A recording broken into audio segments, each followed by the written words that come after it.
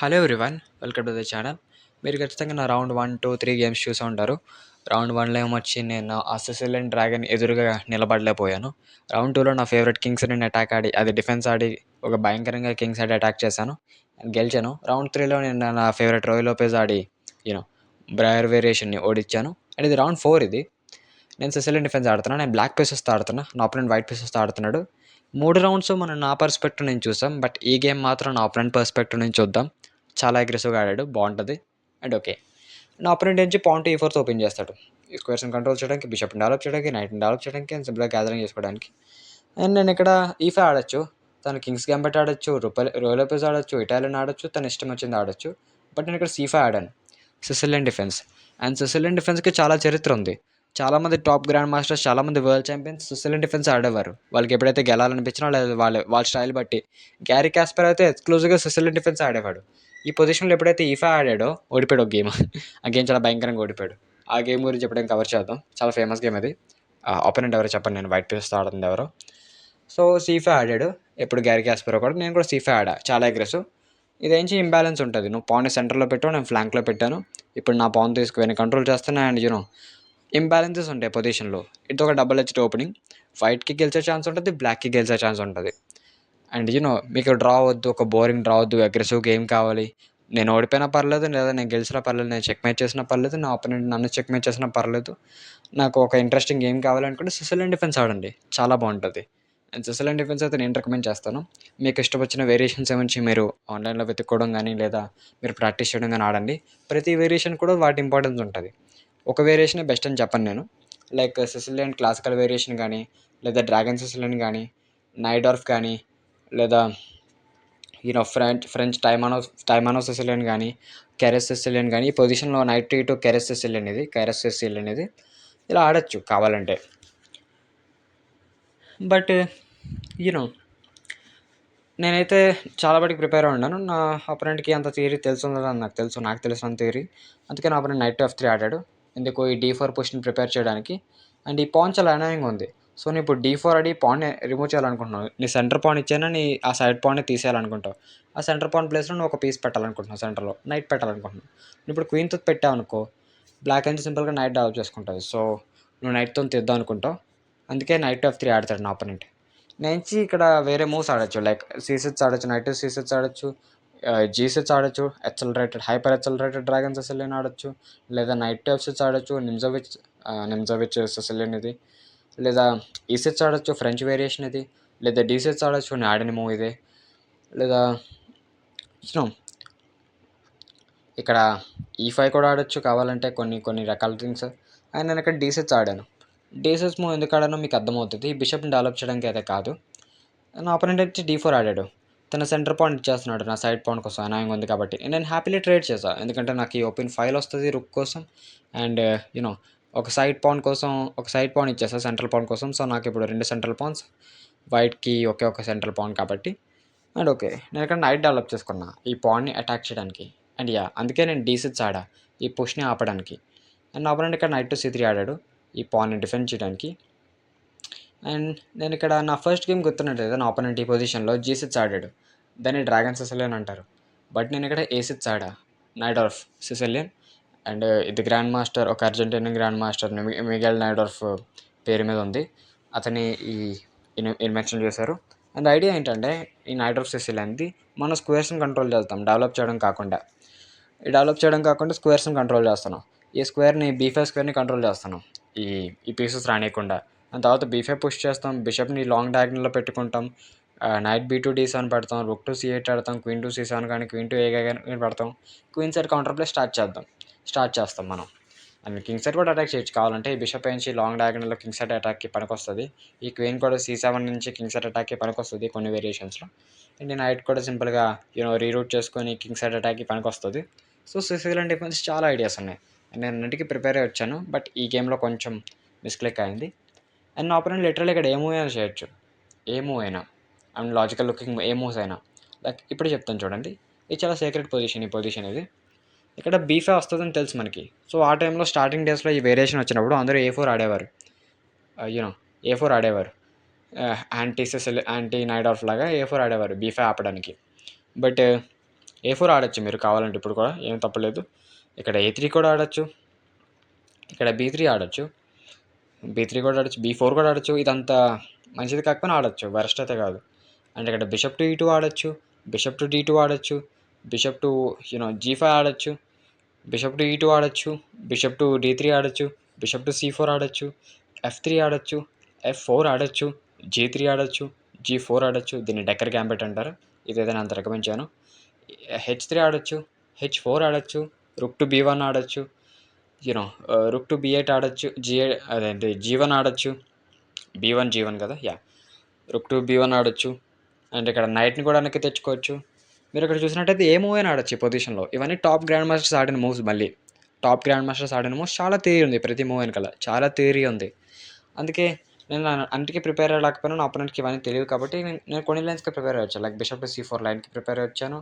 లేదా తను ఏమొచ్చి ఏమంటారు క్వీన్ ఎట్ వెళ్ళడానికి ప్రిపేర్ అయ్యి వచ్చాను. తన నుంచి బిషప్ నుంచి డెవలప్ చేసుకున్న ప్రిపేర్ అయ్యి వచ్చాను. అండ్ ఈ లైన్కి కూడా ప్రిపేర్ అయ్యి వచ్చాను. Bishop to G5.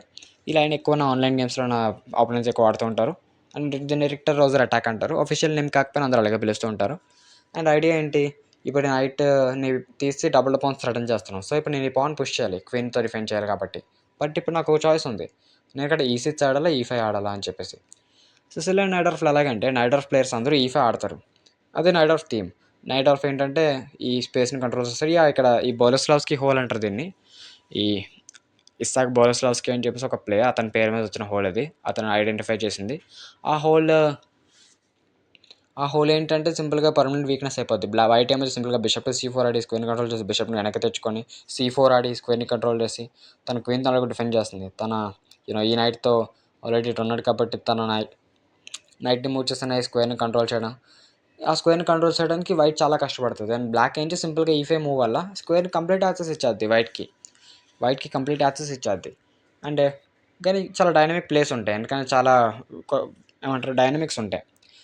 నువ్వు స్క్వేర్స్ తీసుకోగానే నాకైతే అటాక్ వస్తుంది అని చెప్పేసి బ్లాక్ ఆర్గ్యుమెంట్. అండ్ చాలాసార్లు పనికి వస్తుంది బ్లాక్ ఆర్గ్యుమెంట్. అండ్ చాలాసార్లు బ్లాక్ గెలుస్తుంది కాబట్టి నేను అయితే కంప్లైంట్ చేయను. అందుకే నేను కూడా నైట్ ఆర్ఫ్ ఆడుతూ ఉంటాను. అండ్ ఇక్కడ E5 ఆడలేను నేను. మామూలుగా ఎవరైనా E5 ఆడతారు. బట్ నేను ఇక్కడ E6 ఆడాను. E5 ఆడితే ఏం జరుగుతుందంటే నా అపోనెంట్ ఇక్కడ నైట్ జంప్ చేస్తాడు. అండ్ నైట్ ఇక్కడ చాలా అనాయంగా ఉంది. సో నేను తీసేయాలి ఖచ్చితంగా. తీసిన తర్వాత నా అపోనెంట్ రీక్యాప్చర్ చేయకంటే ముందు ఫస్ట్ ఈ నైట్ని తీస్తాడు. అండ్ నేను క్వీన్తో తీయాలి. అండ్ నా అపోనెంట్ నుంచి నైట్ జంప్ చేస్తాడు. క్వీన్ అటాక్ చేస్తూ అండ్ ఈ 4 కూడా థ్రెటన్ చేస్తూ. సో నేను క్వీన్ వెనక్కి వెళ్ళాలి. వెనక్కి వెళ్ళిన తర్వాత నా అపోనెంట్ ఇలా వెనక్కి వెళ్ళిన తర్వాత సింపుల్గా ఈ బిషప్ని తీస్తాడు. అండ్ ఎవరి పొజిషన్ బాగుందో మీకే చెప్పాల్సిన అవసరం లేదు. వైట్స్ పొజిషన్ చాలా బెటర్. అందుకే నేను E5 ఆడలేను ఈ పొజిషన్లో. అందుకే నేను ఇక్కడ E6 ఆడా. ఈ స్క్వేర్ని కంట్రోల్లోకి తీసుకున్నా. అండ్ E6 నుంచి D5 పుష్ని కూడా ప్రిపేర్ చేస్తుంది. అండ్ E6 ఏంటంటే మీరు బిషప్ని బ్లాక్ చేస్తుంది అనుకుంటారు కానీ ఈ బిషప్ ఇక్కడ లాంగ్ డయాగ్నల్లో ఫినిష్ చేయొచ్చు కావాలంటే. అండ్ ఇక్కడ E6 ఆడిన తర్వాత నా ఆపోనెంట్ ఏమొచ్చి F4 ఆడాడు. F4 చూడగానే అర్థమైంది ప్రిపేర్ వచ్చాడు అని చెప్పేసి.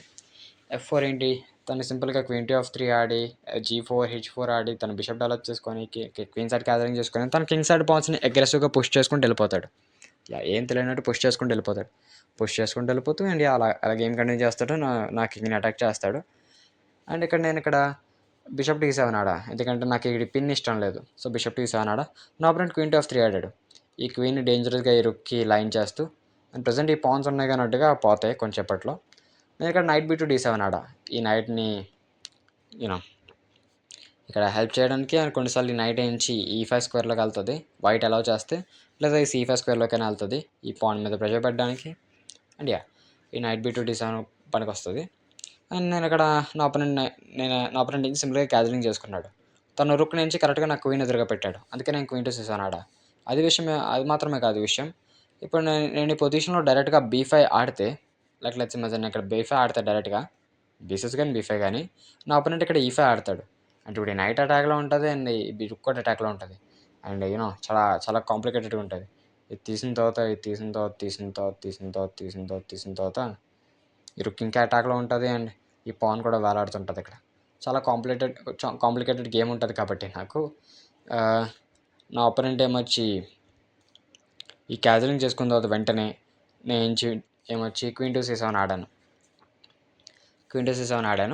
అండ్ క్వీన్ టు C7 ఒక థింగ్ లైక్ ఇక్కడ ఈ స్క్వేర్ని కంట్రోల్ చేస్తుంది. బయట అనుకుంటుంటుంది అబ్బా స్క్వేర్ కంట్రోల్లో లేకపోయినా ఉంటే ఖచ్చితంగా తన నైట్ని జంప్ చేసుకుంటా అని చెప్పేసి. అండ్ ఇప్పుడు బీ5 ఆడినా సరే వైట్ కొన్ని వేరియేషన్స్లో తను సింపుల్గా బిషప్ని సాక్రిఫైస్ చేసి ఈ నైట్తో జంప్ చేయొచ్చు. నైట్తో జంప్ చేయొచ్చు కొన్ని వేరియేషన్స్లో. బట్ యూనో ఒక ఫేమస్ గేమ్ కూడా ఉంది, Magnus Carlsen versus Peter's fiddler. అది ఆ గేమ్లో ఏంటంటే మ్యాగ్నస్ కార్ల్సన్ సింపుల్గా తన బిషప్ని ఇలాంటి పొజిషన్లోనే ఇక్కడ పెట్టాడు. సింపుల్గా అంతే, పాన్ని కూడా క్యాప్చర్ చేయలేదు, బీ5 కూడా లేదు, జస్ట్ ఏ6 ఆడుంది, తన బిషప్ని ఇక్కడ పెట్టాడు అంతే. జస్ట్ అంతే, ఒక పీస్ని సాక్రిఫైస్ చేయలేదు, అలా బిషప్ని ఇచ్చేసాడు, ఆ వేకెంట్ స్క్వేర్లో అలా పెట్టాడు, తీశాడు అండ్ నైట్తో క్యాప్చర్ చేశాడు. అండ్ గేమ్ అలా కంటిన్యూ అయింది, ఒక డ్రా అయింది. చాలా మంచి గేమ్ అది, ఆ గేమ్ కూడా ఎప్పుడైనా కవర్ చేద్దాం. అండ్ ఒక క్వీన్ టు C7 ఎందుకు ఆడాను, ఇక్కడ బీ5 ప్రిపేర్ చేసినప్పుడు like let's imagine white move, ఇది క్వీన్ టు C7 ఎందుకు ఆడాను, ఇక్కడ బీ5 ప్రిపేర్ చేసేటప్పుడు లెట్స్ ఇమాజిన్ ఇక్కడ వైట్ మూవ్, నా ఆపోనెంట్ ఇక్కడ G4 ఆడాడు. అండ్ ఇప్పుడు కనుక నేను బీ5 ఆడినప్పుడు నా ఆపోనెంట్ D5 ఆడితే నేను బిషప్ టు B7 ఆడగలను, అది క్వీన్ని అటాక్ చేస్తాను, రుక్ కూడా పోద్ది. సో నేను ఇక్కడ బీ5 ఆడిన తర్వాత నా ఆపోనెంట్ ఏమొచ్చి సింపుల్గా కింగ్ సైడ్ పాన్స్ని ఇంకా పుష్ చేయడం స్టార్ట్ చేశాడు. ఏంటి, బిషప్ టేక్స్ ఆన్ F6 ఆడాడు. అండ్ నేను బిషప్తో తీసినా నైట్తో తీసినా సరే ఆడు G5 ఆడతాడు నెక్స్ట్ మూవ్. సో నేను నైట్తో తీసా G5, ఈ నైట్ని అటాక్ చేస్తూ నైట్ పక్కెళ్ళింది. అండ్ ఈ పొజిషన్ నాకు వైట్తోని బ్లాక్తోని ఆన్లైన్ గేమ్స్లో ఉంది, రెండు కలర్స్తో. నేను వైట్తోనే గేమ్స్ గెలిచాను, బ్లాక్తోనే గేమ్స్ గెలిచాను. ఎందుకంటే లాంగ్ రన్లో బ్లాక్తో గెలిచాను, షార్ట్ రన్లో వైట్తో గెలిచాను. వైట్తో ఎప్పుడు నేను H4 ఆడతాను, లేదా అప్పుడప్పుడు ఏమంటారు బిషప్ టు E2 ఆడతాను, లేదా బిషప్ టు D3 ఆడతాను. H4 ఎక్స్క్లూజివ్గా ఆడతాను నేను, ఎందుకంటే నేను ఎప్పుడు ఆడేది బ్లిట్స్ గేమ్స్ కాబట్టి ఈ బ్లిట్స్ గేమ్స్లో H4 ఎక్స్క్లూజివ్గా ఆడతాను. బట్ ఇక్కడ యూనో నా ఆపోనెంట్ ఏమొచ్చి ఒక క్రేజీ మూవ్ చేశాడు ఈ పొజిషన్లో. ఏంటి, F5, తన పాన్ స్ట్రామ్ని కంటిన్యూ చేశాడు, బట్ ఈ పాన్ని సాక్రిఫైస్ చేశాడు, అది కూడా చెక్తో పాటు. తన కింగ్ అక్కడ ఉన్నాడు, గమనించి సాక్రిఫైస్ చేశాడు. అండ్ నేను వావ్ అన్నాను అంతే, లైక్ వావ్ అంతే. నేను తీశాను చెక్తో, ఎందుకంటే తీయాలి, వేరే దాని తీసిన తర్వాత తన కింగ్తో పక్కెళ్ళాడు. అండ్ ఇప్పుడు ఏంటి, ఇప్పుడు నా మూవ్, నేను ఇప్పుడు ఏం చేయగలను, నేను ఇప్పుడు పాన్ని పుష్ చేయగలను కావాలంటే. పుష్ చేస్తే ఏం జరుగుతుందంటే ఈ స్క్వేర్ వీక్ అయిపోద్ది, ఈ స్క్వేర్ వీక్ అయిపోగా నైట్ జంప్ చేస్తుంది, నైట్ జంప్ చేసిన తర్వాత ఈ స్క్వేర్ కూడా వీక్ అయిపోద్ది, వేరే నైట్ జంప్ చేస్తుంది, వేరే నైట్ జంప్ చేసిన తర్వాత క్వీన్ ఇటు వచ్చేది. అండ్ ఈ బిషప్ కూడా చాలా ప్రాబ్లమ్స్ క్రియేట్ చేస్తుంటుంది ఈ పొజిషన్ E5 పుష్ చేస్తే.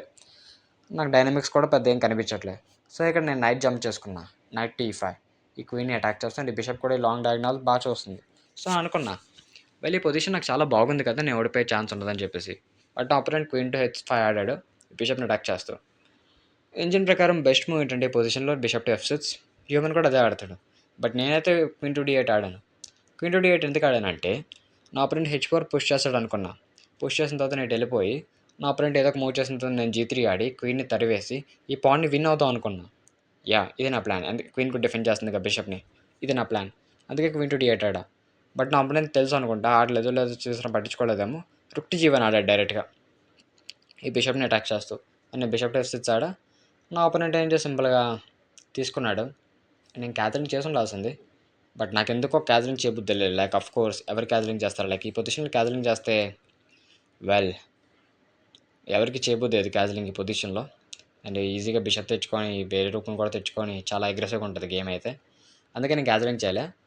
నేను ఇక్కడ ఈ పొజిషన్లో బిషప్ టు F6 ఆడిన నా ఆపోనెంట్ తీసిన తర్వాత తను మొత్తం డిస్ట్రాక్ట్ చేద్దాం అనుకున్నాడు. నేను ఇక్కడ G6 ఆడా, తన క్వీన్ని తరివేస్తూ. తన క్వీన్ని మూవ్ చేయకుండా ఒక ఇంటర్మీడియట్ మూవ్ చేశాడు, అదే F7 చెక్. ఈ takes on F7 check. And నేను కింగ్తో తీశాను, నేను నైట్తో తీసి ఉండాల్సింది బెస్ట్ మూవ్ మేబీ, బట్ నేను కింగ్తో తీసా. నా కింగ్ నేమ్ వచ్చి తెచ్చుకుందాం అని చెప్పేసి. అండ్ నా ఆపోనెంట్ నుంచి క్వీన్ని మూవ్ చేశాడు, తన క్వీన్ దానికి వెళ్ళకుండా నా కింగ్కి దగ్గరే ఉంచాడు సఫోకేట్ చేయడానికి. అది ర్యాపిడ్ గేమ్ కాబట్టి ఈజీగా బ్లండర్ చేయొచ్చు కాబట్టి నా కింగ్ని సఫోకేట్ చేయడానికి ట్రై చేస్తున్నాడు. సో నేను కింగ్ టేక్స్ ఆన్ F7 ఆడిన తర్వాత వాడు క్వీన్ టు H6 ఆడాడు. అండ్ ఇక్కడ బిషప్ టు G7 ఆడా, క్వీన్ తరివేస్తున్నా, క్వీన్ టు F4 చెక్ ఇచ్చాడు. అండ్ క్వీన్తో బ్లాక్ చేయొచ్చు, క్వీన్తో బ్లాక్ చేస్తే ఏం జరుగుతుంది అంటే క్వీన్ పక్క వెళ్తుంది అండ్ దెన్ రుక్ తెచ్చుకుంటాడు. అండ్ నాకు కింగ్ క్వీన్ ఒకే లైన్లో ఉండడం ఇష్టం లేదు, అందుకే బిషప్ టు F6 ఆడాను నేను, బిషప్తో బ్లాక్ చేసా. అండ్ నా అపోనెంట్ ఇక్కడ నైట్ టు D5 ఆడాడు, ఈ స్క్వేర్ని అడ్వాంటేజ్ తీసుకొని బిషప్ని రెండోసారి అటాక్ చేశాడు. అండ్ ఆల్రెడీ 2 సార్లు డిఫెండే ఉంది, సో నేను పట్టించుకోలే. అండ్ నాకు ఈ నైట్ అనోయింగ్గా అనిపించింది, సో దీన్ని ఎలిమినేట్ చేద్దాం అనుకున్నా, అందుకే B7 ఆడా, బిషప్ టు B7, ఈ నైట్ని ఎలిమినేట్ చేద్దామని చెప్పేసి. నా అపోనెంట్ ఏంచి గమనించాడు. ఈ బిషప్ ఇక్కడ ఉండగానే ఇక్కడ ఉండగానే ఇది మూవ్ చేయలేదు కానీ చాలా స్ట్రాంగ్‌గా ఉంది. ఈ డయాగ్నల్ కంట్రోల్ చేస్తూ. బట్ ఒక్కసారి ఈ బిషప్ వదలగానే ఈ డయాగ్నల్ ఎవరు కంట్రోల్ చేయట్లే. అందుకే నా అపోనెంట్ అడ్వాంటేజ్ తీసుకున్నాడు. బిషప్ టు హెచ్3 ఆడాడు. ఈ లాంగ్ డయాగ్నల్‌ని కంట్రోల్ చేస్తూ. అంటే ఈ చెక్ చాలా డెడ్లీగా ఉంటుంది నాకు. అందుకే నేను ఫస్ట్ నైట్‌ని తీస్తాను. ఈ చెక్‌ని కవర్ చేస్తూ నా అపోనెంట్ క్యాప్చర్ చేశాడు. ఈ చెక్ ఇంకా ప్రొటెక్షన్ ఇస్తూ నేను ఆపలేను ఆ చెక్‌ని. ఒకవేళ కింగ్ అక్కడ ఉండకపోతే చెక్ పడదు కానీ నేను ఏదో ఆపలేను ఇన్వేషన్‌కి అని నేను అక్కడ అనుకున్నాను. well ఇది ఒక ర్యాపిడ్ గేమ్ నేనైతే కొంచెం మెటీరియల్ ఇచ్చేస్తే సర్వే అవ్వగలనేమో అని చెప్పేసి రుక్ టు ఎఫ్8 ఆడాను. ఈ 4 కోసం ఎక్స్పెక్ట్ చేస్తాను. లైక్ తను తీసిన తర్వాత ఏమంటారు కింగ్ రుక్ 4కి ఇచ్చిన పెడతా క్వీన్ రుక్ నా క్వీన్ టు ఈ7 ఆడిన తర్వాత తను తీసిన తర్వాత నా రుక్తో తీసి ఈ పొజిషన్ నాకు బాగుంటుంది అనిపించింది. ఈ 4 పీసెస్తో నేను ఆడగలను అని చెప్పేసి అనిపించింది. బట్ నా ఒపనెంట్ తీయలేదు. అండ్ నా ఒపనెంట్ ఏంచి ఈ పొజిషన్లో సింపుల్గా ఏమంటారు సింపుల్గా ఈ క్వీన్ టు హెచ్6 ఆడాడు. ఈ పాయింట్ని మళ్ళీ అటాక్ చేస్తూ అండ్ నేను డిఫెండ్ చేసుకోవాలి. నేను ఇక్కడ కింగ్తో వెళ్దాం అనుకున్నా కానీ నాకు ఎలా అనిపించిందంటే ఈ చెక్ పడుతుంది అండ్ తర్వాత బిషప్తో బ్లాక్ చేసిన తర్వాత ఈ రుక్ సాక్రిఫైస్ వస్తుంది అండ్ తీసిన తర్వాత తను పక్క వెళ్ళిన తర్వాత ఈ చెక్ వస్తుంది అండ్ తను ఇటు వెళ్ళిన తర్వాత ఆబ్వియస్గా తీస్తాను. సో తీయడం అవ్వదు. తను పక్క వెళ్ళిన తర్వాత నాకు ఇది వస్తుంది అండ్ దెన్ ఇలాగా కొంచెం బ్రూటల్గా ఉంటుందని చెప్పేసి నేను ఆలోచించి ఇదంతా ఒక వేరియేషన్. నేను ఆలోచించిన వేరియేషన్. ఇది ఇంజిన్ ఫ్లాస్ ఉండొచ్చు కానీ నేను ఆలోచించిన వేరియేషన్ ఇది. సో ఇలా బ్రూటల్గా ఉంటుందని ఆలోచించి నేను సింపుల్గా కింగ్తో వెళ్ళకుండా నేను రుక్తో వెళ్ళాను. ఇదంతా చిన్న టైంలోనే ఆలోచించాను. ఇదంతా రుక్తో వెళ్ళాను ఈ పాన్ని డిఫెండ్ చేస్తూ. అండ్ నా ఆపోనెంట్ ఏంచి ఇది ఒక ఎటర్నల్ క్వశ్చన్ ఇక్కడ చెస్లో ఏంటి ఇప్పుడు నా ఆపోనెంట్ ఏంచి 5లో రుక్ పెట్టాలనుకుంటున్నాడు. మీరైతే ఈ పొజిషన్లో ఏ రుక్ని పెడతారు? ఇంజన్ ప్రకారం బెస్ట్ మూవ్ ఈ రుక్ని పెట్టడం. బట్ హ్యూమన్ పర్స్పెక్టివ్ నుంచి ఈ రుక్ని పెట్టడం బెస్ట్ మూవ్. ఎందుకంటే రుక్ ఆల్రెడీ చాలా ఎఫెక్టివ్గా ఉంది. ఈ రుక్ని పెట్టడం బెటర్. ఈ రుక్ అలాగే అటాక్లో లేదు కాబట్టి. బట్ ఇంజన్కి ప్రాబ్లం ఏం లేదు. ఇంజన్ ఈ రుక్ని పెట్టడం బదులు ఈ రుక్ పెట్టడం బెటర్ అంటుంది. అండ్ నా ఆపోనెంట్ ఈ రుక్ పెట్టాడు. నా ఆపోనెంట్ ఒక ప్లాన్ చేస్తున్నాడు. నాకు కనిపించలేదు అది అన్ఫార్చునేట్లీ. అండ్ ఈ రుక్ని ఇటు పెట్టిన తర్వాత ఇటువైపు నా మీద కొంచెం ప్రెషర్ పెట్టిన తర్వాత నేను ఇక్కడ రుక్ టు ఏ7 ఆడా. రుక్ టు ఏ7 ఎందుకు నా కింగ్ని ఇటు హైడ్ చేసుకొని ఇటువైపు నా రుక్ని పెట్టుకొని ఒక ఫోర్ట్రెస్లో బిల్డ్ చేద్దాం. లైక్ ఇలా తను ఒక ర్యాండమ్ మూవ్ చేసిన తర్వాత నా కింగ్ని ఇలా హైడ్ చేసుకొని తను ఇంకో ర్యాండమ్ మూవ్ చేసిన తర్వాత ఇలా ఫోర్ట్రెస్లో బిల్డ్ చేద్దామని చెప్పి అనుకున్నాను. బట్ ఇలా అవన్నీ జరగవు. అందుకే ఈ గేమ్ నేను కవర్ చేస్తున్నా. నా ఆపోనెంట్ సింపుల్గా తన లోపల ఉన్న మిఖాయిల్ తాల్ని బయటకు తీశాడు. ఏంటి ఫస్ట్ ఏంచి ఈ మూవ్ ఆడాడు. నా క్వీన్ ఏంచి బయటకు వచ్చింది. అండ్ ఇక్కడ నా ఆపోనెంట్ ఏంటి సింపుల్గా రుక్ టేక్స్ ఆన్ F6 చేశాడు. అండ్ నేను రిజైన్ చేశాను ఈ పొజిషన్లో. ఎందుకంటే నేను ఇప్పుడు కింగ్తో తీస్తే ఇది చెక్ మేట్. నా కింగ్కి వెళ్ళడానికి స్క్వేర్స్ ఏం లేవు. అండ్ తర్వాత నేను క్వీన్తో తీసినా సరే తను ఈ మూవ్ వస్తుంది అండ్ నేను ఇచ్చేయాలి.